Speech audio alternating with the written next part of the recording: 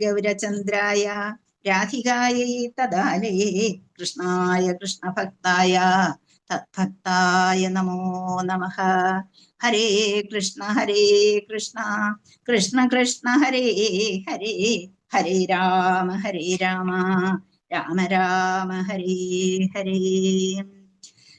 നാരായണം നമസ്കൃത്യ നരം ചൈവ നരോത്തമം ദേവീം സരസ്വതീം വ്യാസം തതോ ജയമുദീരയേത്. നഷ്ടപ്രായേഷു ഭദ്രേഷു നിത്യം ഭാഗവത സേവയാ ഭഗവത്യുത്തമ ശ്ലോകേ ഭക്തിർഭവതി നൈഷ്ഠികീ. ആനന്ദലീലാമയ വിഗ്രഹായ ഹേമാഭദിവ്യസ്യ ഛവിസുന്ദരായ തസ്മൈ മഹാപ്രേമരസപ്രദായ ചൈതന്യചന്ദ്രായ നമോ നമസ്തേ. കഥഞ്ജന സ്മൃതേ യസ്മിൻ ദുഷ്കരം സുകരം ഭവേത് വിസ്മൃതേ വിപരീതം സ്യാത് ശ്രീചൈതന്യം നമാമിതം. കൃഷ്ണായ വാസുദേവായ ദേവകീ നന്ദനായ ച നന്ദഗോപകുമാരായ ഗോവിന്ദായ നമോ നമഃ. ജയ ശ്രീ ചൈതന്യ ജയ നിത്യാനന്ദ ജയ അദ്വൈത ചന്ദ്ര ജയ ഗൗരഭക്തവൃന്ദ. ഹരേ കൃഷ്ണ കൃഷ്ണ കൃഷ്ണ ഹരേ ഹരേ, ഹരേ രാമ രാമ രാമ ഹരേ ഹരേ. ഹരേ കൃഷ്ണ. എല്ലാവർക്കും ഒരു ഭാഗവതം ക്ലാസ്സിലേക്ക് കൂടി സ്വാഗതം. ഇന്ന് നമ്മുടെ ജയരാധമാധവ പറയാൻ വന്നപ്പോഴേ 2-3 പ്രാവശ്യം നമുക്ക് അത് നഷ്ടമായി. അങ്ങനെ അവിടെ സ്റ്റോപ്പ് ഉണ്ടായി. അതുകൊണ്ട് നമ്മളെ ഭഗവാനോട് ഒന്നുകൂടി ശ്രീകൃഷ്ണ ചൈതന്യ ചൈതന്യ മഹാപ്രഭുവിന്റെ അടുത്ത് ആ പാദപത്മങ്ങളിൽ നമുക്ക് നമ്മുടെ വാക്കുകളെ കേൾക്കാനും അത് മനസ്സിലാക്കാനും, ഓം സഹനാവവതു സഹനൗ ഭുനക്തു സഹ വീര്യം കരവാവൈ, ആ ഒരു രീതിയിൽ നമ്മുടെ മനസ്സ് അവിടെ നിങ്ങളെ പറയുന്നത് എനിക്കും ഞാൻ പറയുന്നത് നിങ്ങൾക്കും ഇഷ്ടമാകത്തക്ക രീതിയിൽ ചൈതന്യ മഹാപ്രഭു നമ്മളെ കാത്തുകൊള്ളട്ടെ. അതുപോലെ ശ്രീലപ്രഭുപാദരുടെയും ആ കാരുണ്യം, നമ്മുടെ ഗുരുദേവന്റെയും കാരുണ്യം നമ്മുടെ കൂടെ എപ്പോഴും ഉണ്ടാകട്ടെ. ഓരോ വാക്കിലും ഓരോ അർത്ഥത്തിലും ഓരോ ശ്ലോകത്തിലും ഓരോ എല്ലാം പറയുന്നതെല്ലാം നമുക്ക് ഫലപ്രദമായി തരാൻ അവരുടെ എല്ലാം കൃപാകടാക്ഷം നമ്മളിൽ ഉണ്ടാകട്ടെ. യാതൊരു വിഘ്നവും വരാതെ കാത്തുകൊള്ളട്ടെ. ഹരേ കൃഷ്ണ ഹരേ കൃഷ്ണ.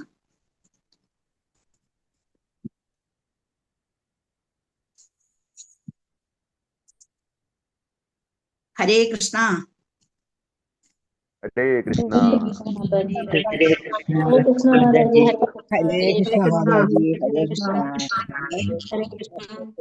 നമുക്ക് ഭാഗവതത്തിലേക്ക് എല്ലാവർക്കും സ്വാഗതം.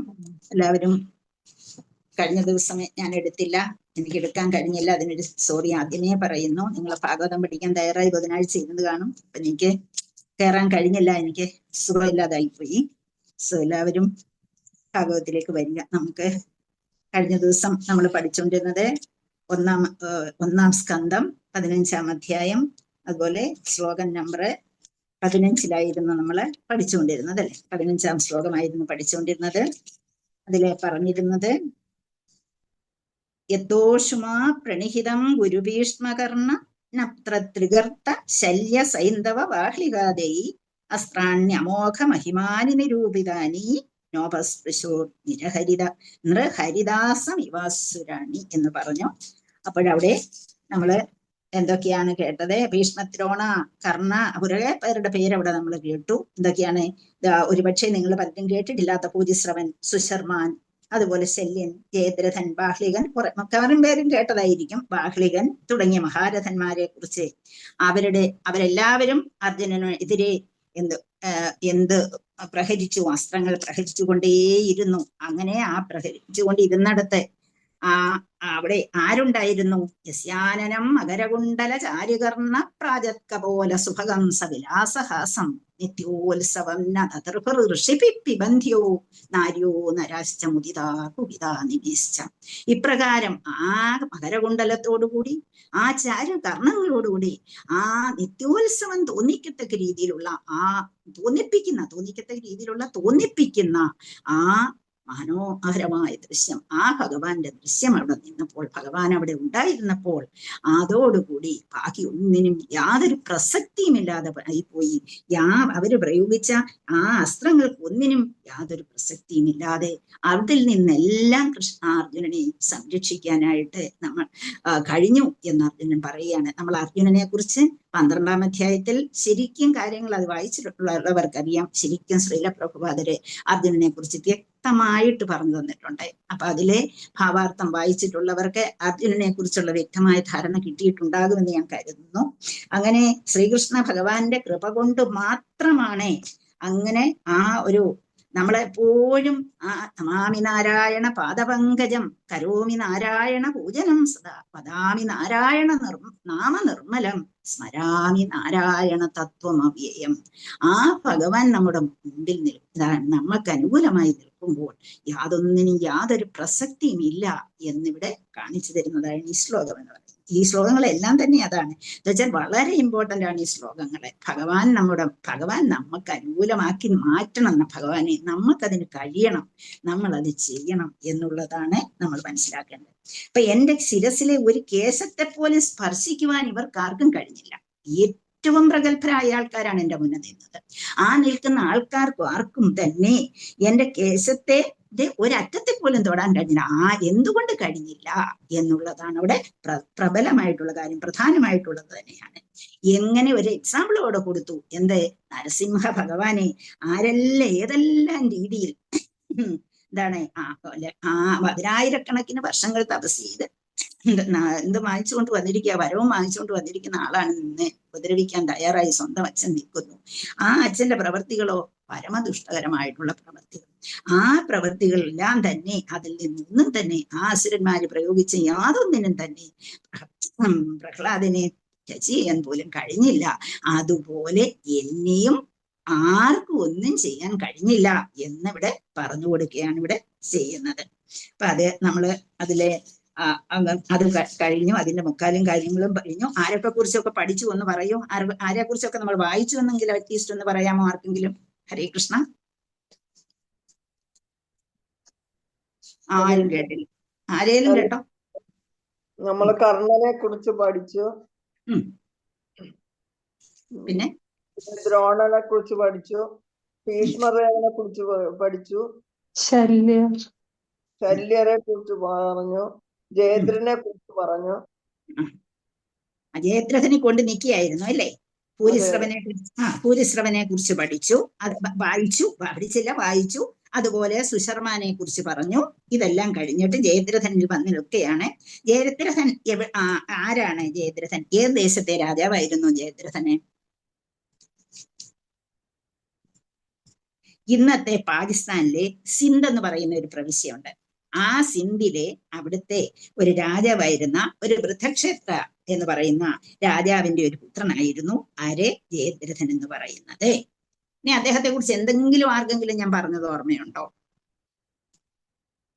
ഒരുപാട് കാര്യങ്ങൾ. കൗരവരുടെ ഈ രാജാവും പങ്കെടുത്തിരുന്നു. പിന്നെന്താണ്? ദ്രൗപദിയെ പാണിഗ്രഹണം ചെയ്യാൻ ആഗ്രഹിച്ചിരുന്നു. ശരി. പിന്നെ ആ വിവാഹം കഴിഞ്ഞിട്ടും പല രീതിയിൽ പല സ്ഥലത്തും വെച്ച് അവരെ ആഗ്രഹിക്കുകയുണ്ടായി. അതൊക്കെ പറഞ്ഞു. പിന്നീട് ലാസ്റ്റിൽ ഇമ്പോർട്ടന്റ് ആയിട്ട് വന്നത് എന്താണ്? ഈ പ്രശ്നങ്ങൾക്കെല്ലാം ഒടുവിൽ എന്താ ചെയ്തു? ദുര്യോധനല്ലല്ലോ, യുധിഷ്ഠിരന്റെ അടിമയാക്കാൻ കഴിഞ്ഞു അല്ലെ? ആർക്ക് കഴിഞ്ഞു? യുധിഷ്ഠിരന്റെ അടിമയായി കൊണ്ടുവന്നത് ആരാണ്? ഭീമസേനനാണ് പിടിച്ചു കെട്ടി യുധിഷ്ഠിരന്റെ അടിമ എന്ന രീതിയിൽ ശിരസിൽ നിന്നും 5 മുടിയൊഴിയ ബാക്കി എല്ലാം മുറിച്ചു കളഞ്ഞ് എല്ലാ രാജാക്കന്മാരുടെയും സമക്ഷം കൊണ്ടുവരികയും അദ്ദേഹത്തെ മഹാരാജന്റെ അടിമയാക്കി നിർത്തുകയും ചെയ്തു. പക്ഷെ എന്ത് സംഭവിച്ചു? എല്ലാവരും എല്ലാം മറന്നു. അപ്പൊ എന്തു പറ്റി? കാരുണ്യം അല്ലെ, ദയാപാരവശ്യം, കാരുണ്യം കൊണ്ട് യുധിഷ്ഠിരന്റെ കാരുണ്യത്താൽ എന്ത് സംഭവിച്ചു? അടിമയാക്കി തന്റെ സഹോദരീ ഭർത്താവാണ് അല്ലെ. ആ ഒരു കാരുണ്യം കൊണ്ട്, അല്ലെങ്കിൽ തന്നെ അടിമയാക്കി നിർത്തുന്നത് ആർക്ക് ഇഷ്ടമല്ല? യുധിഷ്ഠിരനെ ഇഷ്ടമല്ല. അതുകൂടാതെ തന്റെ സ്യാലിനെ തന്റെ മുന്നിൽ അടിമയാക്കി നിർത്തുന്നത് കണ്ട് ആ ദയാപാരവശ്യത്താൽ അദ്ദേഹത്തെ സ്വതന്ത്രനാക്കി. ഇനിയും നല്ലതിനെ നല്ലത് കൊടുക്കാവൂ, നല്ലവർക്കേ നല്ലത് ചെയ്യാവൂ, അങ്ങനെയുള്ള ചിലർ പറയും അല്ലെ. അതുപോലെ ഇദ്ദേഹത്തെ സ്വതന്ത്രനാക്കി വിടുകയും ചെയ്തു. ഉടനെ വിട്ടിട്ട് അദ്ദേഹം തിരിച്ചുപോയി, അദ്ദേഹത്തിന്റെ രാജ്യത്ത് പോയി. എന്നാൽ വീണ്ടും ഇവർക്കെതിരെ അദ്ദേഹം പ്രവർത്തിക്കാനുള്ള ഒരു ശ്രമം അദ്ദേഹത്തിൽ നിന്ന് ഉണ്ടായി. അപ്പൊ അങ്ങനെ അദ്ദേഹം പോയിട്ട് വലിയ ഒരു തപസ് ഏർപ്പെട്ടു. എവിടെയാ പോയത്? ഹിമാലയത്തിലെ ഗംഗോത്രിയിൽ പോയിട്ട് അവിടെ നിന്നുകൊണ്ട് വലിയ ശിവനെ മഹാദേവനെ പ്രസാദിപ്പിക്കാൻ തുടങ്ങി. മഹാദേവനോ അദ്ദേഹത്തെ വളരെയധികം പ്രസാദിപ്പിച്ചു കഴിഞ്ഞാൽ അദ്ദേഹം വരം കൊടുക്കുകയും അദ്ദേഹം അനുഗ്രഹിക്കുകയും ചെയ്യും. അതുകൊണ്ട് അദ്ദേഹത്തെ വളരെയധികം കാലം പ്രസാദിപ്പിക്കാൻ തപസ് അനുഷ്ഠിച്ചു എന്ന് പറഞ്ഞിട്ട് അദ്ദേഹം എന്ത് വരമാണ് നേടിയെടുത്തത്? ഒരേ സമയം പഞ്ചപാണ്ഡവരിൽ ഓരോരുത്തരെയും ഒരേ സമയം ഒരാളെയെങ്കിലും എന്ന വിധത്തിൽ എനിക്ക് പാണ്ഡവരെ പരാജയപ്പെടുത്താൻ കഴിയണം, അതിനുള്ള വരമാണ് ശിവനോട് ആവശ്യപ്പെടുന്നത്. അപ്പൊ മഹാദേവൻ ആ അനുഗ്രഹം കൊടുത്തു, കാരണം അദ്ദേഹത്തെ പ്രസാദിപ്പിച്ചു. അങ്ങനെ ഒരേ സമയത്ത് എപ്പോഴായാലും ശരി, എങ്ങനെയെങ്കിലും പാണ്ഡവരിൽ ഓരോരുത്തരിൽ ഒരാളെയെങ്കിലും എനിക്ക് പരാജയപ്പെടുത്താൻ കഴിയണമെന്നുള്ള വരം നേടിയെടുത്തു. അങ്ങനെ പിന്നീട് അദ്ദേഹം അതിനുശേഷമാണ് യുദ്ധമൊക്കെ വരുന്നത്. അപ്പം ആദ്യമേ ഈ പ്രശ്നങ്ങളെല്ലാം നടന്നു. അപ്പൊ ഇയാളെ വരം നേടിയെടുത്തിട്ടുണ്ട്. അങ്ങനെ യുദ്ധമായി. യുദ്ധത്തിൽ ഇവരെ കൗരവപക്ഷത്ത് ചേർന്നു. കാരണം എന്തുകൊണ്ടെന്ന് വെച്ചാല് അവരുടെ ദുശ്ശലയുടെ ഭർത്താവാണ്, അവരോടൊപ്പം നിൽക്കുകയും ചെയ്തു. അങ്ങനെ കുരുക്ഷേത്ര യുദ്ധം നടക്കുന്നു. പിന്നെ അതുപോലെ ആദ്യം ദുരുപദനോട് ഏറ്റുമുട്ടുന്നു. വിരാട രാജാവിനെ, പശുക്കളെ ആക്രമിക്കുന്ന കാര്യം ഞാൻ പറഞ്ഞിരുന്നു. അർജുനൻ അതിനെ പിടിച്ചു കെട്ടിക്കൊണ്ടുവരുന്നു. ഒക്കെ നേരത്തെ നമ്മൾ കഥ പഠിച്ചതാണ്. വിരാട രാജാവിനോട് യുദ്ധത്തിന് ഏർപ്പെടുന്നു. അങ്ങനെ പിന്നീട് ആരോടാണ് പ്രധാനമായിട്ട് യുദ്ധത്തിൽ ഏർപ്പെട്ടത്? ആരോടാണ്? ഇതെല്ലാം ഉണ്ടായി. ആർക്കെങ്കിലും പറയാമോ? നിഷ്കരുണം അദ്ദേഹം അഭിമന്യുവിനെ വധിക്കുന്നതിന് തയ്യാറായി വന്നു. അഭിമന്യുവിനോട്, സുഭദ്രാപുത്രനായ അർജുനപുത്രനായ അഭിമന്യുവിനെ വധിക്കുന്നതിന് കാരണമായി നിന്നു. നമുക്ക് അഭിമന്യുവിനെ കുറിച്ച് അറിയാം. മഹാരഥിമാരൊന്നിച്ച് നിന്നുകൊണ്ട് ആരും നമുക്കറിയാം, കഥയറിയാം. സുഭദ്രയുടെ വയറ്റിൽ കിടന്ന അവസരത്തിലാണ് സുഭദ്രയും അർജുനനെ ഇരിക്കുന്നു. എങ്ങനെയാണ് ആ ഒരു കുരുക്കിൽ നിന്ന് പുറത്തേക്ക് പോകേണ്ടത്, ആ യുദ്ധത്തിന്റെ ആ പണിയിൽ നിന്ന് അവിടെ നിന്ന് പുറത്തേക്ക് വരേണ്ടത് എങ്ങനെയാണ് എന്നുള്ളത് സർക്കുലാർ ഫോമിൽ എല്ലാവരും നിൽക്കുന്നു, മഹാരഥിമാരെല്ലാം നിൽക്കുന്നു. എങ്ങനെ അതിൽ നിന്ന് പുറത്ത് കടക്കണം എന്നുള്ളതും, അതുപോലെ എങ്ങനെയാണ് അത് ഫോം ചെയ്യേണ്ടത്, എങ്ങനെയാണ് കടന്ന് ആക്രമിക്കേണ്ടത്, ഏത് രീതിയിലാണ് യുദ്ധം മുന്നോട്ട് കൊണ്ടുപോകേണ്ടത്, ഈ വക കാര്യങ്ങളെല്ലാം കൃഷ്ണനും അർജുനനും കൂടി ചർച്ച ചെയ്യുന്നുണ്ട്. ചർച്ച ചെയ്യുന്ന സമയത്ത് സുഭദ്രയും അടുത്തിരിപ്പുണ്ട്. അപ്പൊ ഈ കുഞ്ഞ് വയറ്റിൽ കിടക്കുന്നു. ആ സമയത്ത് ഇങ്ങനെ ഓരോ കാര്യങ്ങളും പറഞ്ഞു കൊടുക്കുന്ന സമയത്ത് അർജുനൻ അല്പം സമയം എന്തുണ്ടായി? ഉറക്കം തോന്നിച്ചു എന്നാണ് പറയുന്നത്.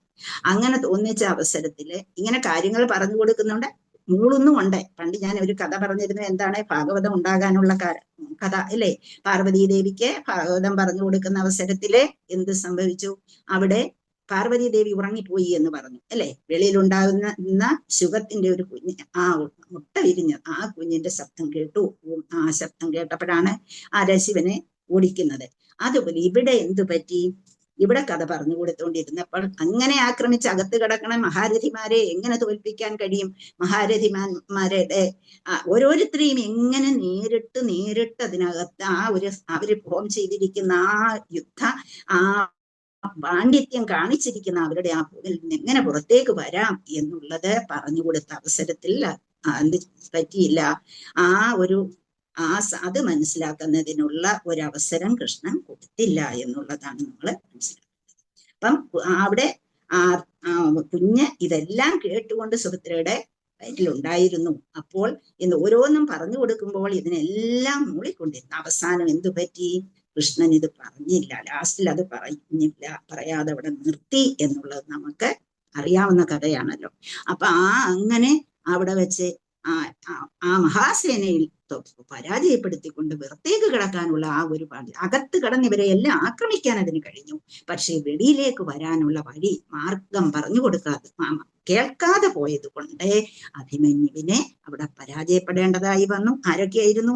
മഹാരഥിമാരായ കർണനും ദുര്യോധനും ദ്രോണനും കൃപാചാര്യരും ദുശാസനും ജയദ്രഥനും ശകുനിയും ഇത്രയും മഹാരഥീസ് ഒന്നിച്ചു നിന്ന് ഒരു കുട്ടിയെ എതിർത്തു. അപ്പൊ ആ കുട്ടിയെ അവരെ എല്ലാം പരാജയപ്പെടുത്തിക്കൊണ്ട് മുന്നേറാൻ ആർക്ക് കഴിഞ്ഞു? അഭിമന്യുവിനെ. അപ്പൊ കൃഷ്ണൻ എന്തുകൊണ്ട് പറഞ്ഞു കൊടുത്തില്ല എന്ന് നമുക്കിപ്പോ ഒരു സംശയം തോന്നും, അല്ലെ? അപ്പൊ നമുക്ക് അവിടെ നമ്മൾ മനസ്സിലാക്കേണ്ടത് ഓരോന്നിനും ഒരു കാരണമുണ്ട്. എല്ലാവർക്കും മഹാഭാരത യുദ്ധത്തിൽ പങ്കെടുക്കാനുണ്ടായ, നമുക്കറിയാം ഭൂമിദേവിയും ബാക്കിയുള്ള ദേവന്മാരും എല്ലാം ഭഗവാനെ ചെന്ന് കാണുന്ന അവസരത്തിലൊക്കെ എന്ത് സംഭവിക്കുന്നുണ്ട്? അവിടെ അവര് ഭഗവാൻ പറയുന്നുണ്ട്, ഞാൻ വന്ന് എന്താണ് ഞാൻ അവതാരമെടുക്കുമ്പോൾ ആരെല്ലാമായിട്ടുണ്ടാകണം എന്നൊക്കെ അല്ല ഓരോ യുദ്ധത്തിന് പോകുമ്പോഴും ഭഗവാൻ ഇങ്ങനെയൊക്കെ പറയാറുണ്ട്, അല്ലെ? ഭഗവാൻ അപേക്ഷിക്കാറുണ്ട്, അഭ്യർത്ഥിക്കാറുണ്ട്. അപ്പൊ അങ്ങനെ പറഞ്ഞ് കൊണ്ടിരുന്നു. അപ്പൊ ഇവിടെ ദേവന്മാരെല്ലാം ആരായി പിറക്കണം എന്നുള്ളതൊക്കെ പറഞ്ഞു കൊടുക്കാറുണ്ട്. ഇവിടെ ദേവന്മാരുടെ കൂട്ടത്തിൽ എന്താണ് ചന്ദ്രദേവന്റെ മകനായ വർച്ചസ് എന്ന് പറയുന്ന ആ വർച്ചസിന്റെ മകനായിട്ടാണ് അഭിമന്യു ഉണ്ടായിരുന്നത്. അപ്പൊ ആ അഭിമന്യുവിന് ജനിക്കണമെന്ന് ആവശ്യപ്പെട്ടപ്പോൾ ചന്ദ്രദേവൻ വർച്ചസ് പറഞ്ഞു, എന്റെ മകനെ എനിക്ക് അധികം നേരമൊന്നും വിടാൻ മനസ്സില്ല, എത്രയും വേഗം അവനെ തിരിച്ചയക്കണമെന്ന് പറഞ്ഞു. അപ്പോൾ അവന്റെ ആ ജനനം, അവന്റെ ആ മഹാഭാരതത്തിൽ പങ്കെടുക്കാനുള്ള സമയങ്ങൾ എണ്ണപ്പെട്ടതായിരുന്നു. അങ്ങനെ അവനെ തിരിച്ചയക്കാമെന്ന് സമ്മതിക്കുകയും അങ്ങനെ ആ യുദ്ധത്തിൽ 16 വയസ്സിന് മുമ്പ് തിരിച്ചയക്കേണ്ടതായി വരികയും ചെയ്തു എന്ന് കഥ പറയുന്നു. അപ്പൊ അങ്ങനെ അഭിമന്യുവിനെ എന്താണ് ചന്ദ്രൻ അതിന്റെ അപേക്ഷ പ്രകാരം എന്ന് വെച്ചാൽ അദ്ദേഹം ഇവിടെ വെച്ച് വധിക്കാൻ പാടില്ല എന്നുള്ള രീതിയിൽ ആ ഒരു വാക്ക് കൊടുത്തു. ഞാൻ തീർച്ചയായും ഒരുപാട് കാലം ഇവിടെ ജീവിച്ച് ഭരിച്ച്, എന്ന് വെച്ചാൽ അർജുനന്റെ മകനാണ് അങ്ങനെ വരുന്ന ഉടനെ അഭിമന്യു വരുന്നത്. അപ്പൊ അദ്ദേഹത്തിന് തിരിച്ചു പോകാണ്ടതായിട്ട് വരുന്നു. ഇവിടെ നിൽക്കാൻ ഒരുപാട് കാലം കൊടുക്കരുതേ എന്നാണ് പറഞ്ഞത്. അങ്ങനെ കൊടുക്കാതെ തിരിച്ചു വിടേണ്ടതായിട്ട് വന്നു. അങ്ങനെ വിട്ടു. ധർമ്മത്തിനെതിരെ അഥവാ പറഞ്ഞ വാക്കിനെതിരെ ഭഗവാൻ ഒരിക്കലും നിലകൊള്ളുകയില്ല എന്ന് അവിടെ കാണിക്കുകയാണ്. അപ്പൊ തിരിച്ച് വിടുന്നു, അഭിമന്യുവിനെ തിരിച്ചു വിടുന്നു. അങ്ങനെ 7 സേനാനായകന്മാരാൽ നിഷ്കരണം വധിക്കപ്പെടുന്ന നേരം പാണ്ഡവർ അഭിമന്യുവിനെ സഹായിക്കാനായി എത്തുന്നുണ്ട്. പക്ഷെ ഒരു കുഴപ്പം അവിടെ ഉണ്ടായി. നേരത്തെ തന്നെ എന്ത് ചെയ്തു? ജയദ്രഥൻ വരം വാങ്ങിയിരുന്നു ഇവരെയെല്ലാം ഒരു സമയത്തെങ്കിലും ഒന്ന് തോൽപ്പിക്കാനുള്ള കരുത്ത് കൊടുക്കണേ എന്ന്. അങ്ങനെ അത് ജയദ്രഥൻ അവിടെ വിജയിച്ചു. പാണ്ഡവർക്ക് വരാൻ കഴിഞ്ഞില്ല. പാണ്ഡവരെ ഓടി എത്തിയെങ്കിലും അവിടെയൊക്കെ തടസ്സം സൃഷ്ടിച്ചുകൊണ്ട് ജയദ്രഥൻ നിന്നതുകൊണ്ട് ഇവിടെ വരാൻ കഴിഞ്ഞില്ല. അങ്ങനെ അഭിമന്യു പോവുകയും ചെയ്തു. അഭിമന്യുവിന്റെ നേരത്തെ ഉദ്ദേശിക്കപ്പെട്ട രീതിയിലാണ് അത് നടന്നത് എന്ന് നമുക്കറിയാവുന്നതാണ്. അപ്പൊ അങ്ങനെ ശിവന്റെ വരപ്രസാദം സിദ്ധിച്ചിരുന്നു ജയദ്രഥനെ എന്ന് നമുക്കറിയാം. ഉടനെ നമുക്ക് എന്ത് സംഭവിച്ചു? നമുക്കെല്ലാം ഊഹിക്കാവുന്നതേ ഉള്ളൂ. അർജുനൻ ഓടി വരുന്നു. അർജുനൻ ജയദ്രഥനെ വധിക്കുമെന്ന് ശപഥം ചെയ്യുന്നു. എന്താണ്? നാളെ സന്ധ്യയ്ക്ക് മുമ്പായിട്ട്, സൂര്യൻ അസ്തമിക്കുന്നതിന് മുമ്പായിട്ട് ജയദ്രഥനെ വധിക്കുമെന്ന് ശപഥം ചെയ്യുന്നു. അദ്ദേഹം അവിടെ നിന്ന് ഓടുകയാണ്. ജയദ്രഥൻ ഓടി എവിടെ പോകണമെന്ന് അറിയില്ല. അത്രമാത്രം ഓടിപ്പോയപ്പോ ഇവരെല്ലാം കൂടി ജയദ്രഥനെ വിടുന്നില്ല. അത്ര ഓടി ഒളിക്കണ്ട, ഇവിടെ യുദ്ധത്തിൽ ഏർപ്പെടൂ, ഞങ്ങളെല്ലാം സഹായിക്കാനുണ്ട് എന്ന രീതിയിൽ ജയദ്രഥൻ അവിടെ യുദ്ധത്തിൽ ഏർപ്പെടുന്നതാണ് നമ്മളെ കാണുന്നത്. യുദ്ധത്തിൽ ഏർപ്പെടുകയും അങ്ങനെ നിയോഗിക്കപ്പെടുകയും ചെയ്തു. അങ്ങനെ യുദ്ധം പുരോഗമിച്ചു കൊണ്ടിരുന്നു. ജയദ്രഥനെ വധിക്കുമെന്നുള്ളത് അതൊക്കെ നമ്മൾ കഥയിൽ കേട്ടിട്ടുണ്ട്. എന്താണ് സൂര്യാസ്തമയം മാറ്റിയെടുത്തതും ഭയങ്കരമായ യുദ്ധം നടന്നുകൊണ്ടിരിക്കുന്നു. ആ സമയത്ത് സൂര്യൻ അസ്തമിക്കുന്നതിന് മുമ്പേ ജയദ്രഥനെ കണ്ടെത്തണം എന്നുള്ളത് ഇവരാരും കാണിക്കാതെ പൊതിഞ്ഞു വെച്ചിരിക്കുകയായിരുന്നു എന്നുള്ളതും നമുക്ക് അറിയാവുന്നതാണ്. അപ്പം ആ സമയത്ത് അർജുനൻ ഭയങ്കരമായ യുദ്ധത്തിൽ ഏർപ്പെട്ടിരുന്ന സമയത്ത് കൃഷ്ണൻ ഒരു ഉപദേശം കൊടുക്കുന്നുണ്ട്. എന്താണ്? എളുപ്പമൊന്നുമല്ല ജയദ്രഥനെ വധിക്കുക. അത്രമാത്രം വരം വാങ്ങിച്ചു കൊണ്ടുവന്നിരിക്കുന്ന ആളാണ്. അതുകൊണ്ട് എളുപ്പമൊന്നും അല്ല തോപ്പിക്കുന്ന. കാരണം നേരത്തെ അവനൊരു വരം വാങ്ങിച്ചിട്ടുണ്ട്. എന്താണ്? ഈ ജയദ്രഥന്റെ ശിരസ് നിലത്ത് പതിയാൻ ആരാണോ കാരണക്കാരനാകുന്നത് അയാൾ തൽക്ഷണം ശിരസ് പൊട്ടിത്തെറിച്ച് മരിക്കുമെന്ന വരപ്രസാദമുണ്ട്. അപ്പം ശിവൻ കൊടുത്ത ആ വരത്തെ കുറിച്ച് കൃഷ്ണ ഭഗവാൻ ഓർമ്മിപ്പിക്കുന്നുണ്ട്. ആ സമയത്ത് ജയദ്രഥന്റെ അച്ഛൻ എന്ത് ചെയ്യുകയാണ്? സിമന്തക പഞ്ചകം എന്ന സ്ഥലത്ത്, എന്താണ് ഈ സിമന്തക പഞ്ചകത്തിന്റെ പ്രാധാന്യം? ഞാനിങ്ങനെ പറഞ്ഞുകൊണ്ടിരിക്കുന്നു, നിങ്ങൾ എവിടെയൊക്കെ നിൽക്കുന്നു എന്നൊന്ന് പറഞ്ഞു. ആരെങ്കിലും ഓർമ്മയുണ്ടോ സിമന്തക പഞ്ചകം? കേട്ടിട്ടുണ്ടോ? ഒരു പുണ്യസ്ഥലമാണെന്ന് എല്ലാവർക്കും അറിയാം അല്ലേ? എന്താണ് അതിന്റെ പ്രാധാന്യം? കുരുക്ഷേത്രത്തിലാണത്. പിന്നെയോ പരശുരാമൻ ക്ഷത്രിയരെ വധിച്ചിട്ട് ഇല്ലേ, എത്ര പ്രാവശ്യം? 21 പ്രാവശ്യം ക്ഷത്രിയരെ വധിച്ചു ഇല്ലേ? അവിടെ നിന്ന് ക്ഷത്രിയ രക്തം കൊണ്ട് 5 തടാകങ്ങൾ ഉണ്ടാക്കി. ആ തടാകങ്ങൾ എങ്ങനെയാണ്? ക്ഷത്രിയരുടെ രക്തം കൊണ്ടുണ്ടാക്കിയ തടാകങ്ങളാണെന്നാണ് പറയപ്പെടുന്നത്. ആ സ്ഥലത്ത് കുരുക്ഷേത്രത്തിലാണ് അതുള്ളത്. പോയിട്ടുള്ളവർക്ക്, ഞാൻ പോയിട്ടില്ല, കുരുക്ഷേത്രം കണ്ടിട്ടില്ല. അങ്ങനെ കുരുക്ഷേത്രത്തിൽ പോയിട്ടുള്ളവർക്ക് അതറിയാം. സിമന്തക പഞ്ചകത്തിൽ അവർ കൊണ്ടുപോകാറുണ്ട്. അങ്ങനെ അവിടെ ചെന്നിട്ട് ആ പുണ്യസ്ഥലത്തെ തപസ്സനുഷ്ഠിച്ചു കൊണ്ടിരിക്കുകയായിരുന്നു ജയദ്രഥന്റെ അച്ഛനായ, ആരാണ് അച്ഛൻ? അതെങ്കിലും ഓർമ്മയുണ്ടോ? ഉറങ്ങിയോ എല്ലാവരും? ആരെങ്കിലും ഉണ്ടോ ഇതിനകത്ത്? നോക്കട്ടെ ഞാൻ. എല്ലാവരും പോയോ? 54 പേരുണ്ട്. എല്ലാവരും ഉറങ്ങിപ്പോയോ? എല്ലാവരും ഉറങ്ങിയോ? സിമന്ത പഞ്ചകം എന്ന് പറയുന്നത് എന്താണ്? ഇവിടെ ആ ഭാഗത്തെ ഈ എന്താണ്, ആരുണ്ടാക്കിയതാണത്? ഈ 5 ലേക്സ്, 5 തടാകങ്ങള് പരശുരാമൻ. അപ്പൊ എന്തുകൊണ്ടുണ്ടാക്കി? രക്തം കൊണ്ട് ഉണ്ടാക്കി. അങ്ങനെ അവിടെ അതിനടുത്ത് തപസ്സനുഷ്ഠിച്ച് ഇന്നും പോകുന്നവർക്ക് ഇവിടെ കാണാൻ പറ്റുമെന്നാണ് പറയുന്നത്. അവിടെ തപസ്സനുഷ്ഠിച്ചു കൊണ്ടിരുന്ന ജയദ്രഥന്റെ ശിരസ്, ജയദ്രഥന്റെ അച്ഛൻ അവിടെ വൃദ്ധക്ഷേത്ര രാജാവ്, ഫസ്റ്റ് സെന്റൻസ് ഞാൻ പറഞ്ഞത് അതാണ്. വൃദ്ധക്ഷേത്ര രാജാവിന്റെ മകനായിരുന്നു ജയദ്രഥൻ. ഇന്നത്തെ സിന്ധു, ഇതെവിടെയാണ്? നമ്മുടെ പാകിസ്ഥാൻ ആരും മറക്കില്ലല്ലോ, പാകിസ്ഥാനിലുള്ള സിന്ധു പ്രവിശ്യയിലെ അവിടുത്തെ ഒരു രാജാവായിരുന്നു ആരെ? വൃദ്ധക്ഷേത്ര രാജാവ്. അദ്ദേഹത്തിന്റെ വേറൊരു മകനെ കുറിച്ച് നമ്മൾ ഈ ശ്ലോകത്തിൽ തന്നെ പഠിച്ചു. അങ്ങനെ ആ രാജാവ് അവിടെ തപസ്സനുഷ്ഠിച്ചു കൊണ്ടിരിക്കുകയായിരുന്നു.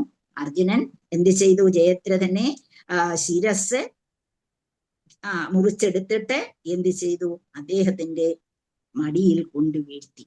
അദ്ദേഹം യുദ്ധത്തിൽ അവിടെ വെച്ച് അർജുനൻ ജയദ്രഥന്റെ ശിരസ് അസ്ത്രത്താൽ ഛേദിച്ചെടുത്ത് തപസ്സനുഷ്ഠിച്ചു കൊണ്ടിരുന്ന ജയദ്രഥന്റെ പിതാവിന്റെ മടിയിൽ നിക്ഷേപിക്കപ്പെട്ടു. അപ്പം വേർപെട്ട ഒരു ശിരസ് തന്റെ മടിയിൽ വന്ന് വീണു. അത് ജയദ്രഥനാണ് എന്ന് അറിഞ്ഞുകൊണ്ടോ എന്തോ അത്ഭുതസ്തബ്ധനായി തീർന്നിട്ട് ഉടൻ തന്നെ അതിനെ എടുത്ത് നിലത്തേക്ക് എറിയുകയും ചെയ്തു. അപ്പൊ ആരാണോ അത് നിലത്ത് വീണ് പൊട്ടിത്തെറിക്കാൻ കാരണമാക്കുന്നത്, നിലത്ത് വീഴാൻ കാരണമാക്കി തീർക്കുന്നത്, ഈ ശിരസ് ആര് കാരണമാണോ ഭൂമിയിൽ വീഴാൻ കാരണമായി തീരുന്നത്, ആ വ്യക്തി ഉടൻ തന്നെ തല പൊട്ടിത്തെറിച്ച് മരിക്കും എന്ന് വിരുദ്ധം കൊടുത്തിരുന്നു. അപ്പൊ അങ്ങനെ അച്ഛനും പോയി, മകനും പോയി എന്ന് നമുക്ക് മനസ്സിലാക്കാം. അപ്പൊ ഇതാണ് അദ്ദേഹത്തിന്റെ ദാരുണമായ അന്ത്യമെന്ന് പറയുന്നത്. അപ്പൊ ഭഗവാനെ കളിപ്പിച്ച് എവിടെയും ആർക്കും ഒന്നും പറ്റില്ല. ഭഗവാൻ എവിടെയും കൂടെ ഉണ്ടാകും ഭക്തനോടൊപ്പം. അപ്പൊ ഭഗവാൻ ആ ഒരു കാരുണ്യം കൊണ്ടാണ് എനിക്ക് ജയദ്രഥനെ വധിക്കാൻ കഴിഞ്ഞത്. അല്ലായിരുന്നെങ്കിൽ എനിക്കൊരിക്കലും അതിന് സാധ്യമായിരുന്നില്ല എന്നുള്ള, എന്റെ മിടുക്കല്ല എന്നുള്ളത് പറയുകയാണ് ഇവിടെ ചെയ്യുന്നത്. ഹരേ കൃഷ്ണ. അപ്പൊ നമ്മള് കുറേ കാര്യങ്ങൾ ഇവിടെ പറഞ്ഞു. അതിലെ 1-2 സെന്റൻസ് എങ്കിലും ആർക്കെങ്കിലും ഓർമ്മയുണ്ടെങ്കിൽ ഭാഗ്യം തന്നെ എന്ന് ഞാൻ കരുതുന്നു. അപ്പൊ നമ്മളിവിടെ കർണനെ കുറിച്ച് പറഞ്ഞു. പിന്നെ ആരെ കുറിച്ചൊക്കെ പറഞ്ഞു? നത്താൻ അഥവാ ഭൂരിശ്രവനെ കുറിച്ച് പറഞ്ഞു. പിന്നീട് ത്രിഗർത്തൻ അഥവാ സുശർമാനെ കുറിച്ച് പറഞ്ഞു. ജയദ്രഥനെ കുറിച്ച് പറഞ്ഞു. അപ്പം ശ്രീലപ്രഭുപാദര് ആരെ കുറിച്ചൊക്കെ എന്തെല്ലാം പറയണമോ അതെല്ലാം നമുക്ക് പറഞ്ഞു തന്നിട്ടുണ്ട്. പിന്നെ കുറെ കാര്യങ്ങൾ നമ്മള് മഹാഭാരതത്തിൽ നിന്ന് വായിച്ചതിൽ നിന്നുള്ള കാര്യങ്ങളാണ് ഞാൻ പറഞ്ഞത്. മഹാഭാരതത്തിലെ കാര്യങ്ങളാണ്. അപ്പൊ ഇതിൽ അമലപുരാണമാണ് ഭാഗവതം. ആ ഭാഗവതത്തിൽ എന്തു പറയണം എന്നുള്ള ഒരു ഗൈഡ് നമുക്ക് ആര് തന്നിട്ടുണ്ട്? ശ്രീലപ്രഭുപാദർ തന്നിട്ടുണ്ട്. നമ്മുടെ സ്വന്തമായിട്ടൊന്നും ചേർക്കണ്ട. നമ്മളും ഒരുപാട് കാര്യങ്ങൾ വേറെ വെളിയിൽ നിന്ന് വായിച്ചിട്ടുണ്ടാവും, നമ്മൾ ഒരുപാട് ബുക്സും വായിച്ചിട്ടുണ്ടാവും. പക്ഷെ നമ്മളിവിടെ പറയുമ്പോൾ നമ്മൾ ഈ വക കാര്യങ്ങൾ പ്രഭുപാദർ പറഞ്ഞിരിക്കുന്നതിന് പ്രാധാന്യം കൊടുത്തുകൊണ്ട് നമുക്ക് മുന്നോട്ട് പോകാം. ഹരേ കൃഷ്ണ. അപ്പൊ ഈ ശ്ലോകം കഴിഞ്ഞു. ഇതിനകത്ത് ഒരുപാട് കാര്യം ഉണ്ടായിരുന്നു. ഇനി നമ്മൾ ശ്ലോകം 17 കടക്കുന്നത്. എല്ലാവരും വന്ന് 17ാമത്തെ ശ്ലോകത്തിലേക്ക് വരൂ. ഹരേ കൃഷ്ണ. ശ്ലോകം നമ്പർ 17. സൗത്യേ വൃതകുമതിനാത്മദ ഈശ്വരോ മേ. ഇത് അനുഷ്ഠിപ്പല്ല കേട്ടോ, കുറച്ച് വ്യത്യാസമുണ്ട്. സൗത്യേ വൃതകുമതിനാത്മദ ഈശ്വരോ മേ യത്പാദപത്മഭവായ ഭജന്തി ഭവ്യാഃ മാം സാന്തവാഹമരയോ യതിനോ ഭുവിഷ്ടം ന പ്രാഹരൻ യദനുഭാവനിരസ്തചിത്താഃ. സൗത്യേ വൃതകുമതിനാത്മദ ഈശ്വരോ മേ യത്പാദപത്മഭവായ ഭജന്തി ഭവ്യാഃ മാം ശ്രാന്തവാഹമരയോരഥിനോ ഭുവിഷ്ടം ന പ്രാഹരൻ യദനുഭാവനിരസ്തചിത്താഃ. സൗത്യേ വൃതകുമതിനാത്മദ ഈശ്വരോ മേ യത്പാദപത്മഭവായ ഭജന്തി ഭവ്യാഃ മാം ശ്രാന്തവാഹമരയോരഥിനോ ഭുവിഷ്ടം ന പ്രാഹരൻ യദനുഭാവനിരസ്തചിത്താഃ. ഹരേ കൃഷ്ണ. ഗുരുദേവ് കി ജയ്, പ്രഭുപാദ് കി ജയ്, അനന്തകോടി വൈഷ്ണവവൃന്ദ കി ജയ്. വന്ദേഹം ശ്രീഗുരോ ശ്രീയുതപദകമലം ശ്രീഗുരുൻ വൈഷ്ണവംശ്ച ശ്രീരൂപം സാഗ്രജാതം സഹഗണരഘുനാഥാന്വിതം തം സജീവം സാത്വികം സാവധൂതം പരിജനസഹിതം കൃഷ്ണചൈതന്യദേവം ശ്രീരാധാകൃഷ്ണപാദാൻ സഹഗണലളിതാ ശ്രീവിശാഖന്വിതംശ്ച. ഹേ കൃഷ്ണ കരുണാ സിന്ധു ദീനബന്ധോ ജഗൽപദേ ഗോപീശ ഗോപികാകാന്ത രാധാകാന്ത നമസ്തുതേ. തപ്തകാഞ്ചന ഗൗരാംഗീ രാധേ വൃന്ദാവനേശ്വരി വൃഷഭാനുസുതേ ദേവി പ്രണമാമി ഹരിപ്രിയേ. വാഞ്ചാകൽപതരൂപ്യശ്ച കൃപാസിന്ധുഭ്യേവ ച പതിതാനാം പാവനേഭ്യോ വൈഷ്ണവേഭ്യോ നമോ നമഃ. ഹരേ കൃഷ്ണ. നമ്മള് സൗത്യേ, അതൊന്ന് നമുക്കൊന്ന് വിഘടിപ്പിക്കാം സെന്റൻസസ്. സൗത്യേ വൃതഃ കുമതിന ആത്മത. കുമതിന ആത്മത അതിനെ വിഘടിക്കുമ്പോഴേ കുമതിന ആത്മത ഈശ്വരഃ മേ യത് പാദ പത്മഭവായ. അതിനെ എങ്ങനെ വിധിക്കുക? യത് പാദപത്മം അഭാവായ. അഭവായ യത് പാദപത്മം അഭവായ ഭജന്തി ഭവ്യാഹ. ഭജന്തി ഭവ്യാഹ. അപ്പൊ ആ രണ്ട് ലൈൻസ് ഒന്നുകൂടെ നോക്കൂ. സൗത്യേ വൃത കുമതിന ആത്മദ ഈശ്വരഃ മേ യത്പാദ പത്മം അഭവായ ഭജന്തി ഭവ്യാഹ മാം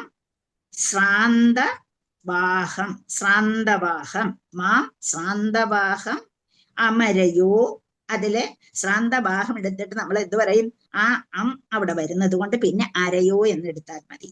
മാം ശ്രാന്തവാഹം അരയോ രഥിനഃ ഭുവിഷ്ടം ന പ്രാഹരൻ. പിന്നെ അതിനെ വിളിക്കുന്നത് ന പ്രാഹരൻ യത് എന്നാണ്. യത് അനു എന്നുള്ളത് ആവും. യത് അനുഭാവ നിരസ്ത ചിത്താഹ. സൗഥി എന്ന് പറഞ്ഞ ഒരു സാരഥിയായിട്ട് വൃത നിയോഗിച്ചു. കുമതിന എന്റെ ദുഷിച്ച അവബോധം കൊണ്ട്, ഞാൻ ഒന്നും അറിയാത്തവനായി പോയതുകൊണ്ട്, ഞാൻ അല്ലെങ്കിൽ മണ്ടനായി പോയതുകൊണ്ട്, ആത്മത എന്ന് വെച്ചാൽ പരിത്രാണം ചെയ്യാൻ ഇഷ്ടപ്പെടുന്നവർ, ഭഗവാന്റെ അടുത്തേക്ക് എത്താൻ വേണ്ടി ആഗ്രഹിച്ചു കൊണ്ടിരിക്കുന്നവർ ആത്മത. ഈശ്വരൻ പുരുഷൻ. പിന്നെ മേ എന്റെ, യത് എന്ന് പറഞ്ഞാൽ എന്താണ്? യത് എന്ന് വെച്ചാൽ ആരുടെ. നമ്മളിപ്പോ ഒരുപാട് പ്രാവശ്യത്തൊക്കെ കേട്ടതാണ്. യത് ആരുടെ പാദപത്മം, അതറിയാം. അഭവായ മോക്ഷകാര്യങ്ങൾക്ക് വേണ്ടി ഭജന്തി എന്ന് വെച്ചാൽ ഇവിടെ സേവനം ചെയ്യുക എന്നുള്ള അർത്ഥമാണ്. ഭജന്തി ഭവ്യാഹ ബ്രാഹ്മണരെ. പിന്നെ അരയഹ ശത്രുക്കളെ. അല്ല, മാം ശ്രാന്തവാഹമരയോ. മാം എനിക്ക്, ശ്രാന്തം ദാഹിച്ചു വലഞ്ഞ, വാഹം ശ്രാന്തവാഹം. വാഹം എന്ന് വെച്ചാൽ എന്റെ കുതിരകൾ, അശ്വങ്ങൾക്ക്. അരയ ശത്രുക്കൾ. രഥിനഹ ഒരു മഹായുത്സവമായിട്ടുള്ള മഹായുദ്ധം, നല്ലതായിട്ട് യുദ്ധം ചെയ്യാൻ കഴിയുന്ന ഒരു മഹായുത്സവമായിട്ടുള്ള വ്യക്തി. രഥിനഹ ഒരു വ്യക്തിയല്ല, ഒരുപാട് വ്യക്തികൾ. ഭൂവിഷ്ടം ഭൂമിയിൽ നിൽക്കുന്ന നേരത്ത് ന പ്രാഹരൻ എന്നെ ആക്രമിച്ചില്ല എന്ന് പറയാൻ. ന പ്രാഹരൻ യത് ആരുടെ അനുഭാവം എന്ന് വെച്ചാൽ കൃപയാണ് അവിടെ, കൈൻഡ്നസ്.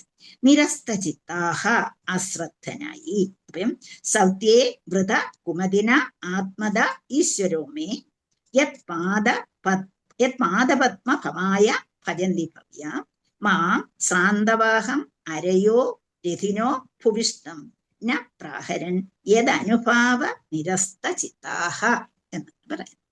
അപ്പൊ ഇത്രയാണ് ഉള്ളത്. അപ്പൊ അതിന്റെ വിവർത്തനം നമുക്ക് നോക്കാം. അവിടെ നമ്മൾ ആദ്യം എടുക്കേണ്ടത് മാം ശ്രാന്തവാഹം അരയോ രഥിനോ ഭുവിഷ്ടം, അതെടുത്തിട്ട് നമുക്ക് മറ്റെടുത്തേക്ക് പോകാം. മാം ശ്രാന്തവാഹം അരയോ രഥിനോ ഭുവിഷ്ടം. മാം എനിക്ക് ശ്രാന്തവാഹം എന്ന് വെച്ചാൽ ദാഹിച്ചു വലഞ്ഞ് എന്റെ അശ്വങ്ങൾക്ക് എന്ത് ചെയ്തു? ജലം കൊടുക്കേണ്ടതിനായി യദനുഭാവ നിരസ്ത ചിത്ത ഭാവത്തോടുകൂടി ഞാൻ ഭൂവിഷ്ടം, ഞാൻ ഭൂമിയിൽ നിന്നപ്പോൾ എന്താണ്? മാം ശ്രാന്തവാഹം യദനുഭാവ നിരസ്ത ചിത്ത ഭൂവിഷ്ടം, ഞാൻ എന്ത് ചെയ്തു?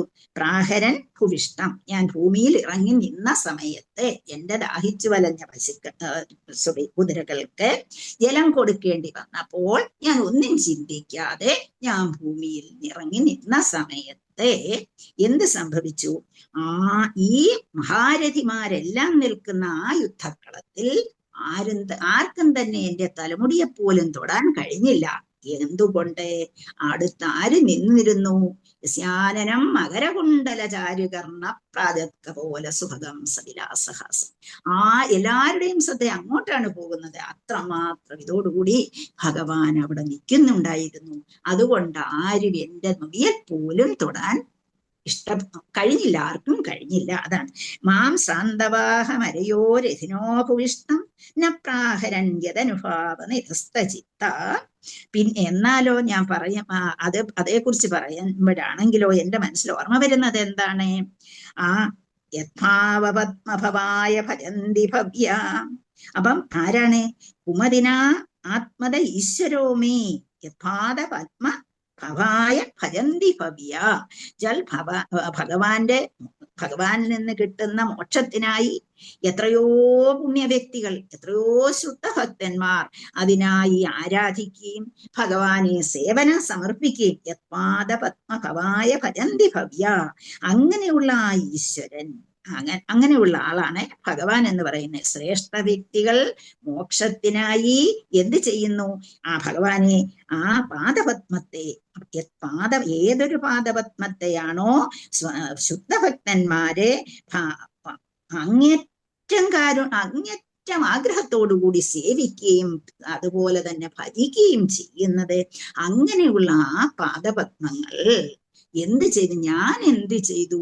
ആ പാദപത്മങ്ങളെ എന്റെ സാരഥിയാക്കി വെച്ചുകൊണ്ട് അത്രമാത്രം തെറ്റാണ് ഞാൻ ചെയ്തു പോയത് എന്നിവിടെ പറയുകയാണ്. അപ്പം മോക്ഷം ആഗ്രഹിക്കുന്നവരായ പുണ്യം ചെയ്തിട്ടുള്ളവരായ ശുദ്ധ ഭക്തന്മാരായ ആൾക്കാരെ അവരുടെ ഭഗവാന്റെ കാരുണ്യത്തിനായി, ഭഗവാന്റെ സേവനത്തിനായോ, ഭഗവാനിൽ എത്തപ്പെടേണ്ട മോക്ഷത്തിനായോ ഒക്കെ ഏതൊരു പാദപത്മങ്ങളെയാണോ ആഗ്രഹിക്കുന്നത്, ആ പാദപത്മങ്ങളെ ഞാൻ അറിവില്ലായ്മ കൊണ്ട് എന്റെ സാരഥിയാക്കി ഞാൻ വെച്ചിരുന്നു.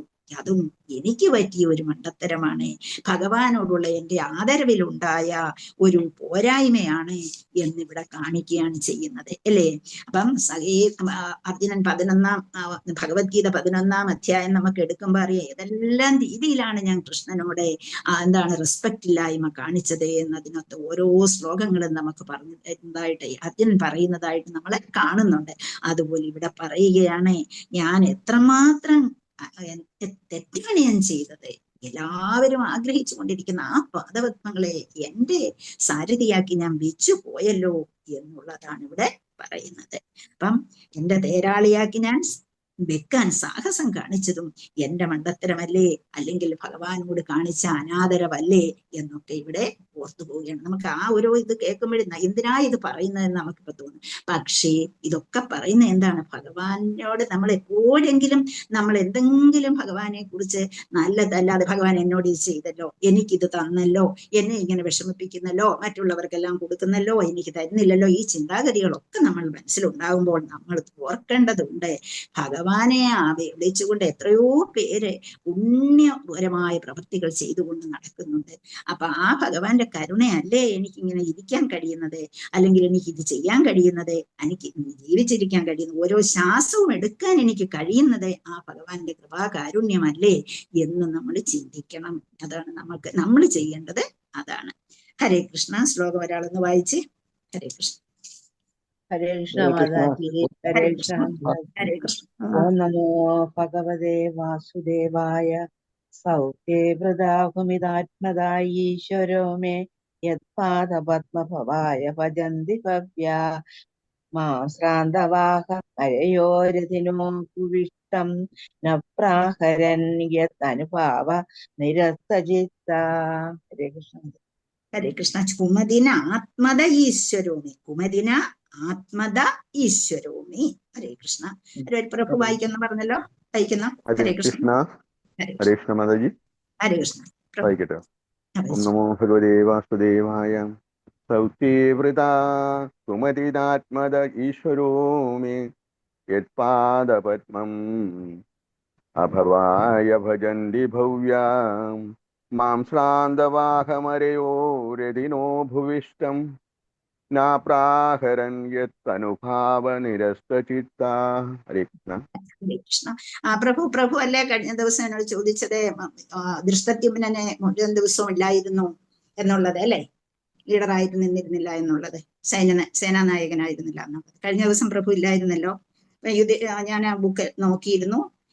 ദൃഷ്ടദ്യുമ്നൻ 18 ദിവസവും സേനാനായകൻ തന്നെയായിരുന്നു കേട്ടോ. ഹരേ കൃഷ്ണ. അത് ഞാനാ പറഞ്ഞ മാതാജി.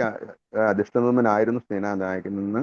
പക്ഷെ ഭീമനാണ് ദൃഷ്ടദ്യുമ്നനെ ഒരു ഭാഗത്ത് സംരക്ഷിച്ചു. അപ്പൊ അതിന് കാരണം നമ്മളെ കൗരവരെയും പാണ്ഡവരെയും തമ്മിൽ അവരുടെ കമ്പാരിസൺ പഠിക്കുന്ന സമയത്ത് നമ്മൾ ഏറ്റവും മുന്നിൽ പഠിച്ചിരിക്കേണ്ട ഒന്നാണ് 18 ദിവസം ഒരാളെ കൊണ്ട് തന്നെ സേനാനായകത്വം നടത്തിച്ചുകൊണ്ട്, മറ്റവർക്കാണെങ്കിൽ മാറി മാറി മാറി 10 ദിവസം ഒരാൾ, 2 ദിവസം ഒരാൾ, 1 ദിവസം ഒരാൾ, ഇങ്ങനെ മാറി മാറിക്കൊണ്ട് വരുന്നുണ്ട്. പ്രത്യേകിച്ച് മഹാഭാരതം അത് എടുത്തു പറയുന്നുണ്ട്. അതിങ്ങനെ ഓരോരുത്തരായി മാറിക്കൊണ്ടിരിക്കും. അവരെ ഉറച്ചു നിന്നു എന്നുള്ളത് പ്രത്യേകം എടുത്തു പറയും. ഹരേ കൃഷ്ണ. ഹരേ കൃഷ്ണ. അപ്പൊ ഇവിടെ ഈ ശ്ലോകം നമ്മൾ വായിച്ചു കഴിഞ്ഞു. ഇതിലെ നമുക്ക് ഇതിന് എന്തൊക്കെയാണ് ഇത് പറയുന്നത് എന്ന് നമുക്ക് നോക്കാം. ഇവിടെ എന്താണ് അർജുനൻ പറയുന്നു. ആ അർജുനനോട് കാണിച്ച കാരുണ്യത്തെ കുറിച്ച് ഒന്നുകൂടി ഓർക്കുകയാണ് ഇവിടെ ചെയ്യുന്നത്.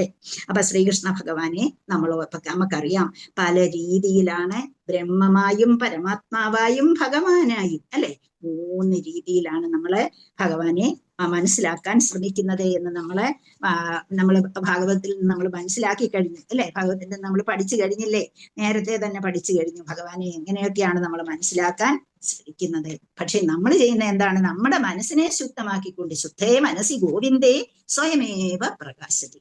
നമ്മൾ ഭഗവാനെ എന്ത് ചെയ്യണം? നമ്മുടെ മനസ്സിനെ ശുദ്ധമാക്കുകയാണെങ്കിൽ നമ്മുടെ മനസ്സിൽ ഭഗവാൻ പ്രസാദിക്കും എന്നുള്ളത് നമ്മള് പ്രധാനമായും നമ്മൾ അറിയേണ്ട ഒരു കാര്യമാണ്. ധനാഭിജന തപ രൂപ തേജ പ്രഭാവ ബല പൗരുഷ ബുദ്ധിയോഗ, ഇതൊന്നും കൊണ്ട് നമുക്ക് ഭഗവാനെ പ്രസാദിപ്പിക്കാൻ കഴിയയില്ല. പിന്നെന്താണ്? ആ ഒരു ഭക്ത്യാദു ദോഷ ഭഗവാൻ ഗജയൂഥമായ ആ ഭക്തി ഉണ്ടെങ്കിൽ മാത്രമേ നമുക്ക് ഭഗവാനെ കുറിച്ച് അറിയാൻ കഴിയൂ.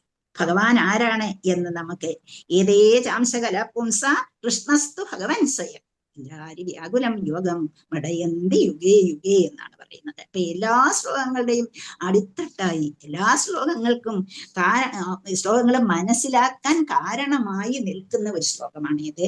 ഇതേ ചാംശകല പുംസ കൃഷ്ണസ്തു ഭഗവൻ പരിഭാഷാ സ്തോത്രം എന്ന് പറയുന്നത് ഞാൻ പറഞ്ഞു തന്നിട്ടുള്ളതാണ്. ആ സ്തോത്രമായി നമ്മുടെ മുമ്പിൽ ഇതേ ചാംശകല പുംസ എന്ന ഒരു ശ്ലോകം നമ്മളെപ്പോഴും ഓർക്കേണ്ടതാണ്. ഓരോന്നും പറയുമ്പോഴേ ഇതെന്ന് വെച്ചാൽ ശ്രീകൃഷ്ണ ഭഗവാൻ ഭഗവാൻ അമൂർത്തകവാദികളുടെയും ഭഗവത് ഭക്തരുടെയും ആരാധ്യ വിഷയമാണ് എന്ന് നമ്മൾ മനസ്സിലാക്കണം. ഒരു കൂട്ടരല്ല ഭഗവാനെ ഇരിക്കുന്നത്. നമ്മൾ വിചാരിക്കും നമ്മുടേതാണ് ഭഗവാൻ, വേറൊരു കൂട്ടർ വിചാരിക്കും അവരുടേതാണ് ഭഗവാൻ. എല്ലാവരുടെയും ആണ് ഭഗവാൻ. നമ്മൾ വെറുതെ കരുതിയാണ് നമ്മുടേത് മാത്രമാണെന്നുള്ളത്. നമ്മളെപ്പോലെ അവർക്കും ഭഗവാനിൽ എന്താണ് അവകാശമുണ്ട് എന്ന് നമ്മൾ മനസ്സിലാക്കണം. അമൂർത്തകവാദികൾ എന്ന് പറയുന്നത് ആരാണ്? നിർവ്യക്തികവാദികൾ എന്നും പറയും അവരെ. അതെന്താണ് അർത്ഥം? ഭഗവാന് രൂപമില്ല എന്ന് വിശ്വസിക്കുന്നവരുണ്ട് അല്ലെ. അപ്പം നിത്യസ്വരൂപ പരമാനന്ദം ജ്ഞാനം എന്നിവയുടെ വിളനിലമായ അതീന്ദ്ര ശരീരത്തിൽ നിന്ന് നിസ്സരിക്കുന്ന പ്രദീപ്തമായ തേജസ്സിനെ ആരാധിക്കുന്നവർ. അതെവിടെയാ കിട്ടുന്നതെന്ന് ഞാൻ പറഞ്ഞു തന്നു. നമ്മൾ ഗോലോകത്തെ കുറിച്ചും ചാർട്ട് പഠിച്ചപ്പം നമ്മൾ പഠിച്ചു. എവിടെയാണ് ഭഗവാന്റെ ഈ ആ പ്രകാശം സ്ഫുരിച്ചു വന്ന് നിൽക്കുന്നവരിൽ മാത്രമേ ജ്ഞാനികൾ പോവുകയുള്ളൂ. അവിടെയാണ് അവരുടെ വിളനിലമെന്നൊക്കെ പറഞ്ഞു തന്നു. എവിടെയാണ്? ബ്രഹ്മജ്യോതിസിൽ, ഭഗവാന്റെ ആ ബ്രഹ്മജ്യോതിസിൽ അവിടെ ആ പ്രാപ്തമായിരിക്കുന്ന ആ തേജസ്സിനെയാണ് അവർ അവിടെ ചിന്തിക്കുമ്പോൾ അവർ ഭഗവാനെ കണ്ടു എന്ന അഹങ്കാരമല്ല അവിടെ വരിക, കണ്ട എന്നുള്ള ആനന്ദത്താൽ, ഭഗവാനെ കണ്ട ഭഗവാന്റെ അടുത്തെത്തി എന്നുള്ള സന്തോഷത്താൽ അവരവിടെ ചെയ്യുകയാണ് ചെയ്യുന്നത് അവരുടെ ആത്മ. അപ്പൊ അവർക്ക് ആ ഒരു രീതിയിൽ അവർക്ക് അവിടെ വരെ എത്താൻ കഴിയുന്നു. പിന്നെ അവർക്ക് എന്ത് സംഭവിക്കുന്നു? അവരെ ഒരു ബ്രഹ്മാവിന്റെ ആയുസ് മൊത്തവും നല്ല പരമാനന്ദത്തിൽ അവിടെ കഴിയുന്നു. അതിനുശേഷം ബ്രഹ്മാവ് തിരിച്ചു വരുന്ന അവസരത്തിൽ അവർക്ക് തിരിച്ചു വരേണ്ടതായി വരുന്നുണ്ട് എന്നുള്ളതാണ്. നമ്മൾ എത്രമാത്രം ജ്ഞാനം നേടിയാലും നമുക്ക് അവിടെ വരെ എത്താൻ കഴിയുള്ളൂ. അപ്പൊ അവരും ഭഗവാനെ, ശ്രീകൃഷ്ണ ഭഗവാനെ ആരാധിക്കുന്നു. അവരുടെയും സ്വന്തമാണ് ശ്രീകൃഷ്ണ ഭഗവാൻ, അല്ലാതെ മറ്റാരുടെയും അല്ല. അപ്പൊ അങ്ങനെ അവിടെ എത്തുന്നു. ഇനിയും അവരും ഭക്തരും തമ്മിലുള്ള വ്യത്യാസം എന്താണ്? ഭക്തരാണെങ്കിൽ അദ്ദേഹത്തെ പരമദിവ്യോത്തമ പുരുഷനായി ആരാധിക്കുന്നു. അപ്പം ആ ഒരു ഭഗവാനാണ്, ഭഗവാൻ അപ്പുറം ആരുമില്ല, ഭഗവാനെ അതിനപ്പുറം ആരുമില്ല, ഭഗവാനെ പേഴ്സണലായിട്ട് കാണും. അപ്പം ചിലർ ബ്രഹ്മമായിട്ട് പ്രപഞ്ചം മുഴുവനും നിറഞ്ഞു നിൽക്കുന്നതായിട്ട് അറിയുന്നു, ചിലർ പ്രകാശമായിട്ട് അറിയുന്നു, ചിലര് ഭഗവാൻ ഒരു വ്യക്തിയാണ്, പരമദിവ്യോത്തമ പുരുഷനാണ്, അവിടെ നമുക്ക് സേവ ചെയ്യണം, ആ സേവയിൽ കൂടി മാത്രമേ നമുക്ക് ഭഗവാനെ അറിയാൻ കഴിയൂ എന്ന് പറഞ്ഞു കൊടുക്കുകയല്ല എന്ന് മനസ്സിലാക്കുന്നു. അപ്പൊ അങ്ങനെ 3 കൂട്ടം ആൾക്കാരെ കുറിച്ച് ശ്രീല പ്രഭുപാദർ ഇവിടെ പറയുന്നു. അപ്പം അങ്ങനെ ഇനിയുമുണ്ട്. എന്താണ്? ചിലര് ചരിത്ര നായകനായിട്ടും ഭഗവാനെ കാണുന്നു. അദ്ദേഹം ഇങ്ങനെ കാണിച്ച ഈ പ്രവർത്തികളൊക്കെയും ഒരു ചരിത്രത്തിൽ പ്രകടിപ്പിക്കുന്ന ഒരു ഡ്രാമ മാതിരി അല്ലെങ്കിൽ നൃത്തം മാതിരി ആ രീതിയിലും കാണുന്നവരുണ്ട്. അപ്പം ഐതിഹാസിക നായകനായിട്ട് ചരിത്ര പുരുഷനായിട്ടും കരുതുന്നു. അപ്പം അങ്ങനെ അവരുടെ മുന്നിൽ ഒരുപാട് ലീലകൾ പ്രകാശിപ്പിച്ചുകൊണ്ട് ഇങ്ങനെ അപ്പം അങ്ങനെ ഭഗവാനെ ഏതെല്ലാം രീതിയിലാണ് ഭഗവാനെ ഓരോരുത്തരും കാണുന്നത് എന്നുള്ളതാണ്. എല്ലാവർക്കും ഭഗവാൻ സ്വന്തമാണ്. എല്ലാവർക്കും അവരുടെ വിചാരത്തിൽ കൂടി ഭഗവാൻ സ്വന്തമാണ്. ചിലരെന്തായിട്ടുമാണ്? പ്രകാശമായി കാണുന്നു, ചിലരെന്തായിട്ട് കാണുന്നു? വീരസാഹസിക നായകനായിട്ട് കാണുന്നു, ചിലരോ പരമദിവ്യോത്തമ പുരുഷനായിട്ട് കാണുന്നു. അപ്പം എന്നാൽ ഭഗവാൻ ഇവിടെ വരുമ്പോ ഭഗവാൻ എന്താണ് ചെയ്യുന്നത്? ചിലപ്പോഴോ ഭഗവാൻ എല്ലാവരെയും കളിപ്പിച്ചുകൊണ്ട് നടോ നാട്യധരോ യഥ എന്ന് ആര് പറഞ്ഞിട്ടുണ്ട്? ആരാ പറഞ്ഞിരിക്കുന്നത്? നടോ നാട്യധരോ യഥ എന്ന്? കുന്തി ദേവി. നമ്മൾ പഠിച്ചതാണ് കുന്തി സ്തുതി.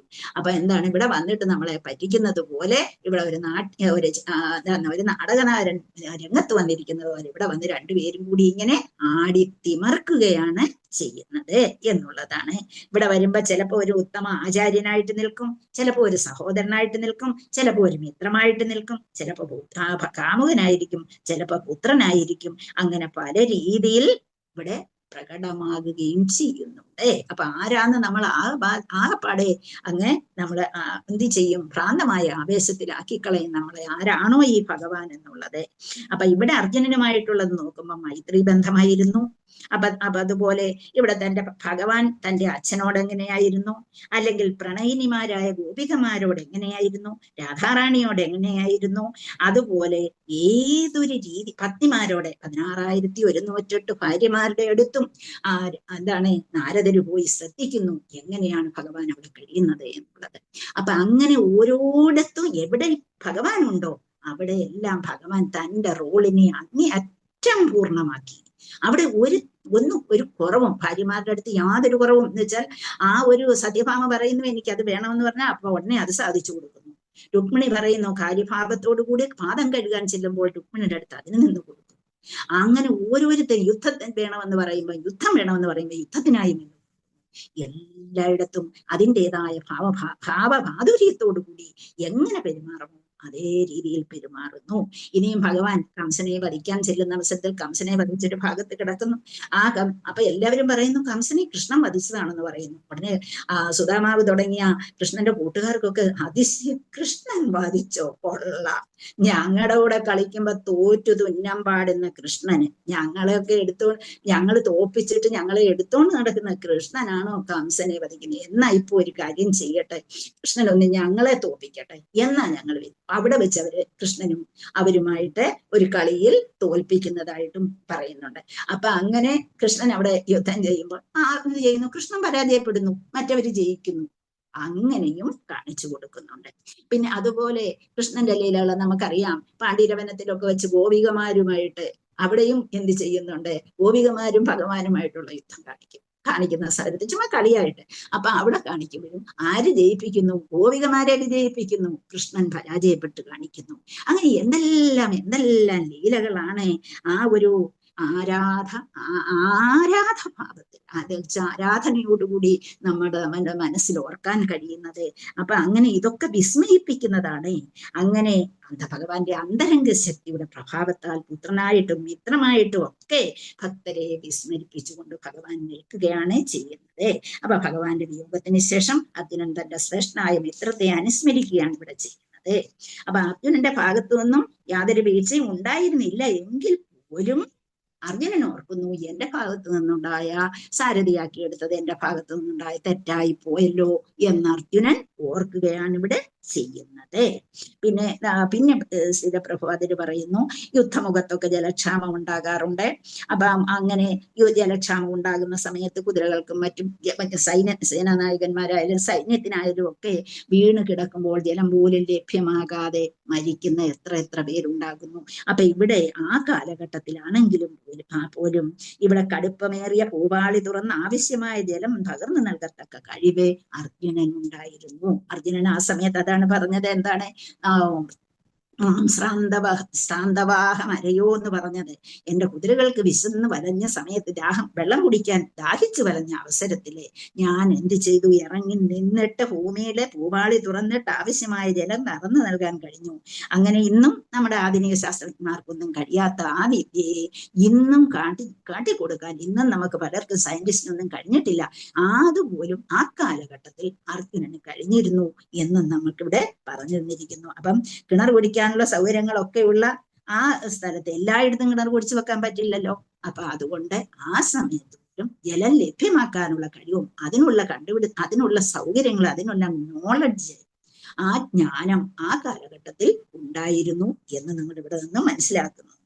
പിന്നെ അത് തന്നെയല്ല, നമ്മൾ കേട്ടിട്ടുണ്ട് ഭീഷ്മർക്ക് കൗരവരും പാണ്ഡവരും കൂടി ഭീഷ്മരെ കാണാൻ പോകുന്ന അവസരത്തില് ഇല്ലേ, അപ്പൊ എന്താണ് ഓരോരുത്തരും തന്റെ പിതാമഹൻ എന്ത് വേണം എന്നുള്ള ഓരോരുത്തരും ചോദിക്കുന്ന അവസരത്തില് അർജുനനോടാണ് ആവശ്യപ്പെടുന്നത്. തനിക്ക് ജലം വായിലേക്ക് എന്ന് വെച്ചാൽ അങ്ങ് കിടക്കുകയാണ് അല്ലെ, ആ കിടക്കുന്ന അവസരത്തിൽ എങ്ങനെയാണ് ഭീഷ്മ പിതാമഹർ കിടന്നിരുന്നതെന്നൊക്കെ ഇനി ഞാൻ പറയണ്ടല്ലോ, നമുക്കറിയാവുന്നതാണ്.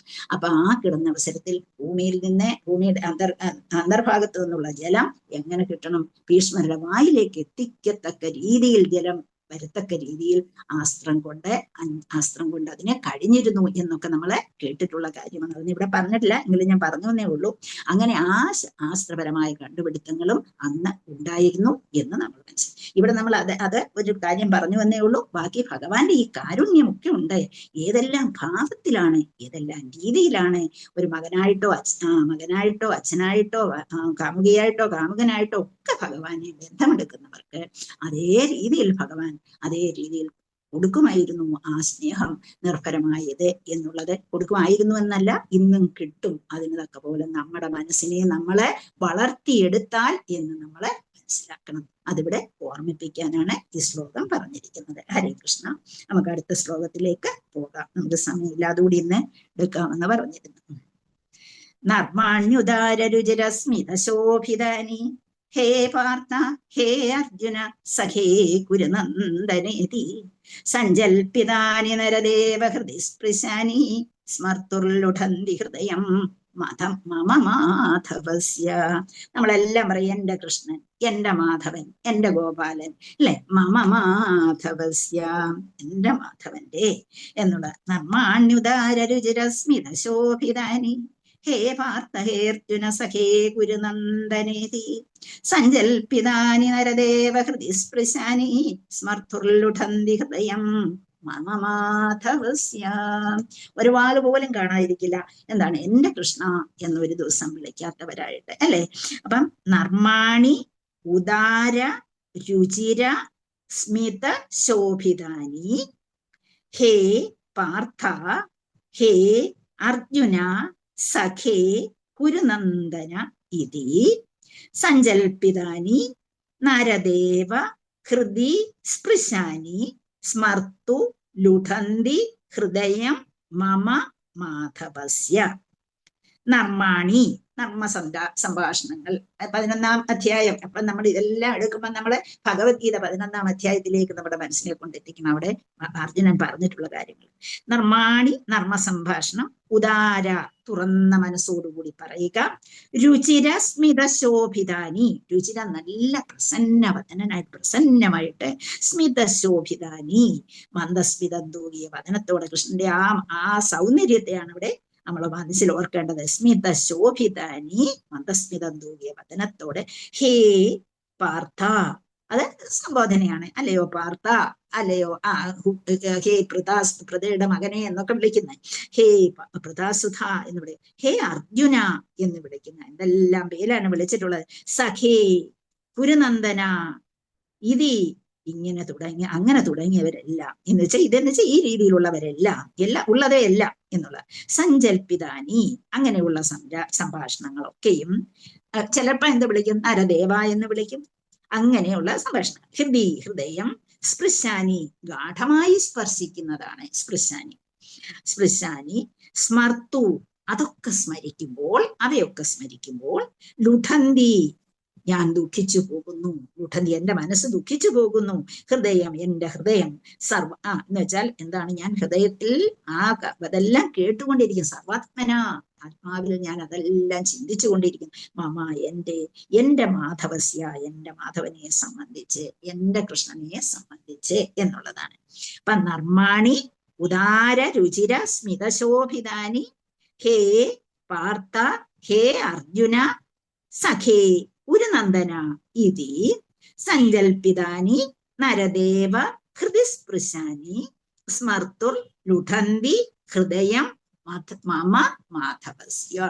അപ്പൊ ഇങ്ങനെ എന്റെ മാധവൻ ചെയ്തതായ എല്ലാ കാര്യങ്ങളും ഞാൻ എന്റെ മനസ്സിൽ ഇങ്ങനെ ഓർത്തുപോകുന്നു എന്നിവിടെ പറയുകയാണ്. അപ്പൊ അതിന്റെ വിവർത്തനം കൂടി നമുക്ക് നോക്കാം.